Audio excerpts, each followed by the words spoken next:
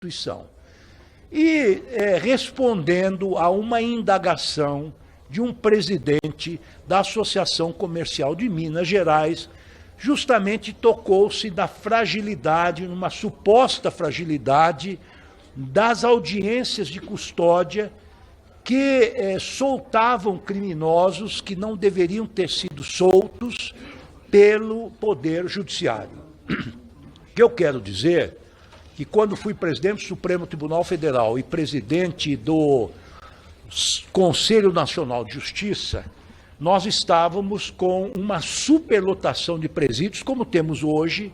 Nós temos hoje 690 mil presidiários no Brasil, temos 5 penitenciárias de segurança máxima, temos 1.400 penitenciárias estaduais.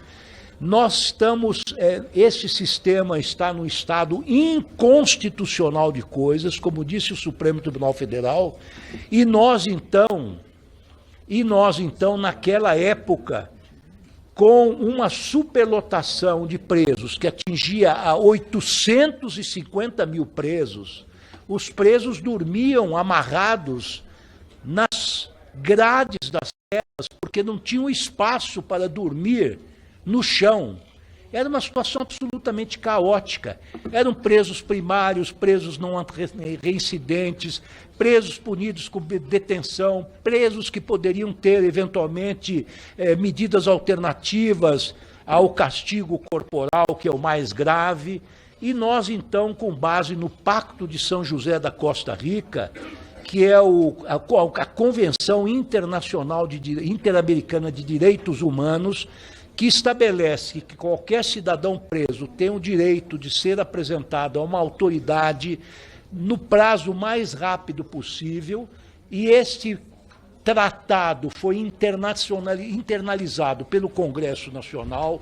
Então, nós o consideramos uma lei nacional, que foi, inclusive, depois promulgado pelo presidente da República, por resolução.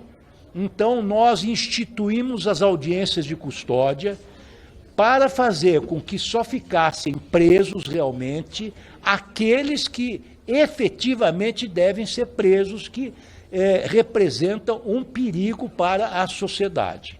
Isso sob o crivo, sob a análise do juiz. E naquela época, senhoras deputadas e senhores deputados, nós tínhamos 40% dos detidos, eram detidos provisórios, presos provisórios, que não se defrontavam com o juiz por meses ou por anos e ficavam naqueles cátres sem nenhum auxílio, sem nenhuma possibilidade de reivindicar os seus direitos perante o Poder Judiciário. Eu acompanhei em todo o país, nos 27 estados da federação, nós acompanhamos as primeiras audiências de custódia. E realmente conseguimos separar o joio do trigo. Aqueles perigosos eram imediatamente encarcerados pelos juízes, aqueles que ofereciam menor periculosidade poderiam ter uma medida alternativa à prisão, ou uma tornozeleira eletrônica, ou, eventualmente, uma restrição de direitos, ou uma prisão domiciliar, sobretudo no caso, por exemplo, de mães que têm filhos sob sua guarda, ou pais que, eventualmente, sejam arrimos de família e que não representavam perigo para a sociedade.